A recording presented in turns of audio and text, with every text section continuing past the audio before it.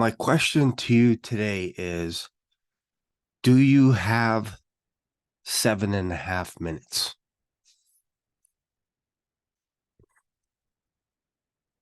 We're going to be talking about how to get through the Bible, how to read the entire Bible.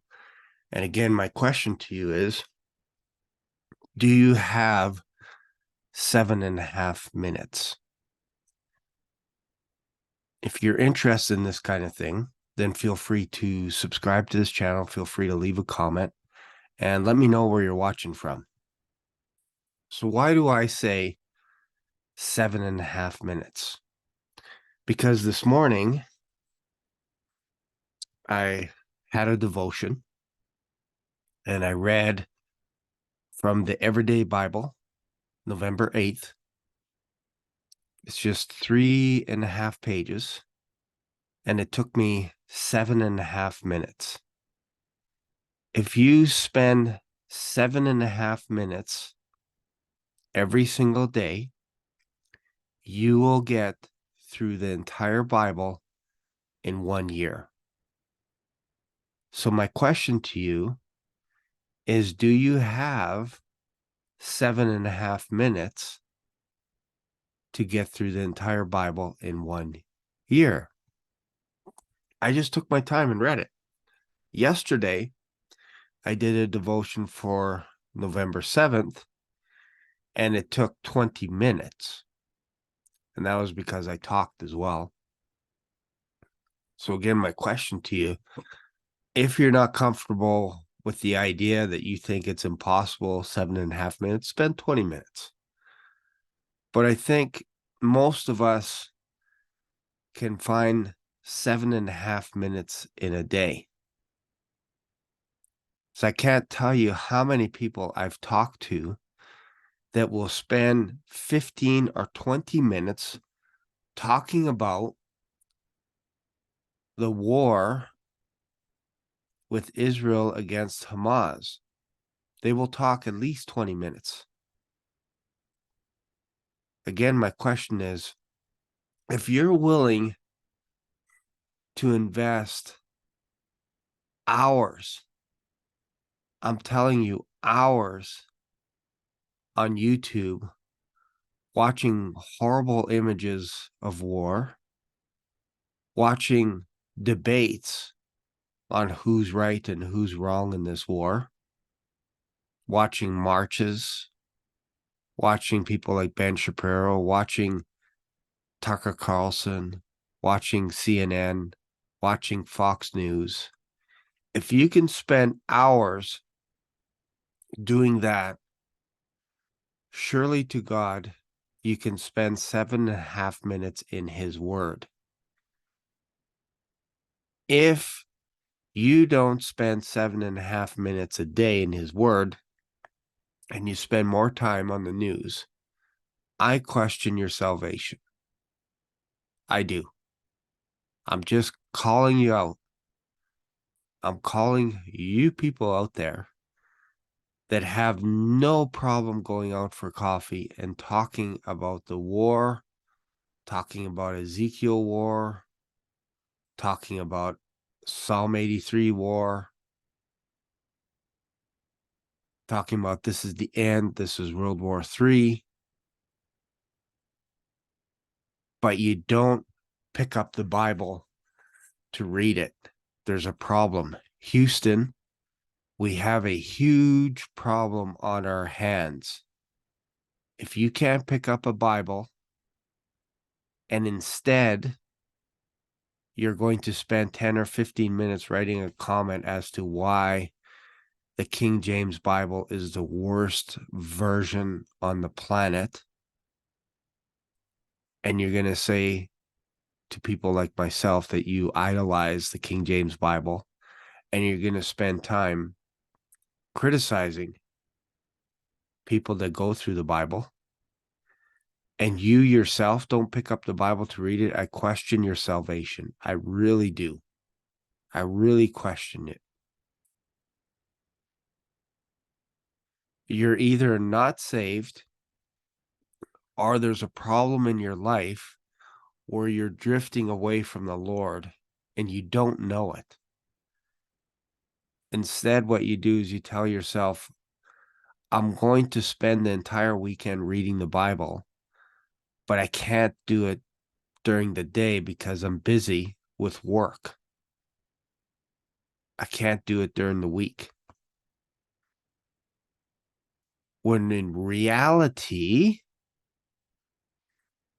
half the people, half the men, I'm just speaking on behalf of men, half the men in North America, it's probably higher, will spend hours watching porn, will spend hours playing video games, will spend hours watching sports, will spend hours arguing with their spouse, will spend hours planning their next sin time, if you will, whether that means having an affair, whatever it is, planning iniquity, planning to do harm, spending more time on that. And then when you look at the Bible, you're like, oh man, I can't read this because I'll be a hypocrite because I'm living in sin. But yeah, I can't read the Bible, so you'll put the Bible down instead of realizing that the more you read the Bible, this is what renews your mind. If you read the Bible every single day and you spend more time in the Bible, then you'll spend less time planning your next sin engagement, if you will. I'm just being real right now. I'm just being real. If you're going to comment on people's channels and slam what they're doing or what they're talking about or whatever, you better have your nose in the Bible. That's all I say. If you're judging other people in church, looking at them with your nose up, and you don't spend any time in the Bible, I question your salvation. I do. I question it. I know this is hardcore, isn't it, this morning? I'm not against people watching the news. I'm not. But not at the expense of reading the Bible. You need to be able to pick a time in your day to read the Bible. I prefer to read the Bible first thing in the morning as soon as I get up. That's my preference. Coincidentally, I also listen to the Bible throughout the day because I drive a truck. Lots of stops, lots of pause on the audiobook because I have different audiobooks of the Bible. I'm listening to James Earl Jones, Christopher Glenn, and others just to mix things up a bit. I find it reasonable. Then when I get home before my wife from work, I consider it reasonable to read a few more chapters from the Bible.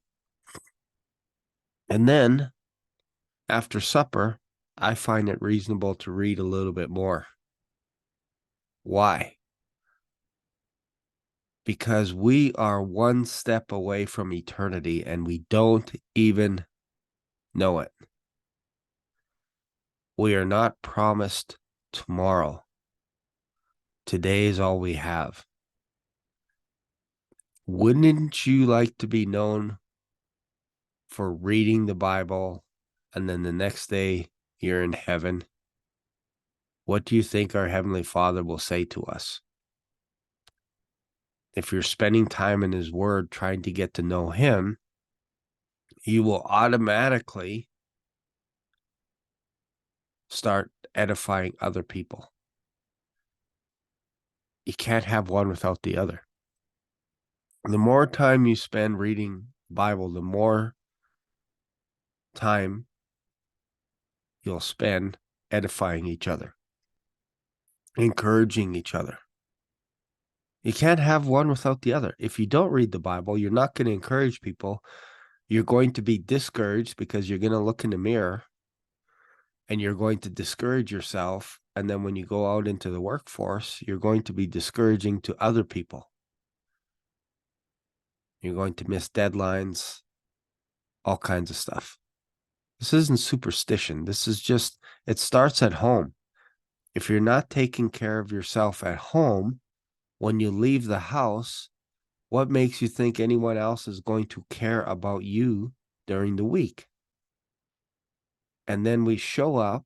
I put myself in that category, but I fill myself up every day. I'm just trying to relate to others. But then we show up on Sunday empty, demanding our leaders, our pastors, to fill us up with something in 40 minutes to get us through the next week. And if they don't say something that tickles our ears, we leave. We go find another church and we contaminate that church. And we continue doing this, and we don't read the Bible, and we say Christianity doesn't work. When all it takes is 7.5 minutes a day to get through the entire Bible. If you spend 2 hours a day, 7 days a week, you get through the entire Bible in 30 days. But I'm not going to ask you if you have 2 hours a day, because that's too much for people. It's too much in the light of eternity. 2 hours is too much to ask of a North American. It's too much. There's a football game. That's 3 hours. There's a hockey game. Flames game. That's 3 hours. Minimal. Takes an hour to get to the game. Takes an hour to get home. 5 hours. And the team probably lost. How's that for a negative, Nancy? This early in the morning. But I'm just saying, we invest all this time and they may win or lose. And we'll forget that game the next day. And we'll watch something else. And we'll consume our day with news and sports. And then when something hits the fan, we're shocked and surprised and we don't have an answer. When the answer has been staring us in the face every single day, every day, for 7.5 minutes, at least. At least. It's just reasonable when you consider that Jesus Christ died for us on the cross, suffered for at least 6 hours on the cross, while people stared at him and spit at him and demanded that he come down off the cross. Then they'll worship him. Isn't it just reasonable to spend 7.5 minutes when you'll be spending all of eternity with Jesus Christ? You'll never have to die again. You'll live forever. And you can't spend 7.5 minutes? Most people, what they do is they'll read a commentary from someone else on YouTube and then consider that their daily devotion.